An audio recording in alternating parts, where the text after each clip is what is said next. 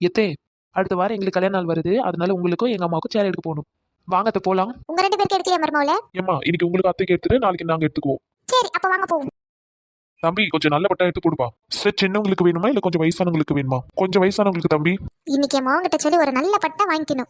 அப்பதான் பரிமளாவில இருந்து கோமலா வரைக்கும் என் பட்டு மேலதான் கண்ணா இருக்கும். சார் பட்டு எவ்வளவு வேணும்னு சொல்லவே இல்லையே. ஒரு 1000 ரூபாயில இருந்து ஒரு 1500 வரையிலும் எடுத்து கொடு தம்பி. ஏன் சின்ன தவிர சாதாரண புடவை 1000 இருந்து 1500 தான் இருக்கும். ஒரு நல்ல பட்டா எடுத்து போட சொல்லு. ஏமா அந்த வெளியிலே நல்ல பட்டா கிடைக்குமா? ஏன் சின்ன தவிர இப்படி கஞ்ச பிடிக்கிற? 100 200 கூடுதலா தான் எடுத்து கொடுத்தா என்ன? எப்பயோ ஒரு டைம் தான் எடுத்து கொடுக்குற புடவை. சரி ஏமா வேலை முன்ன பின்ன இருந்தா பரவாயில்லையா? என்ன முன்ன பின்னவா? வெள்ள முன்னதா இருக்கணும், பின்னாலாம் இருக்க கூடாது. தம்பி பட்டுலே ரொம்ப காஸ்ட்லியா இருக்கிற புடவை பார்த்து எடுத்து போடு. நான் பட்டை கட்டிட்டு போன உடனே எங்க எடுத்தேன்னு எல்லாரும் கேட்கணும். அந்த அளவுக்கு இருக்கணும் அந்த பட்டு. சரிங்கம்மா. இங்க பாருங்கம்மா இருக்கிறதுலே இதுதான் விலை கூடுதலான பட்டு.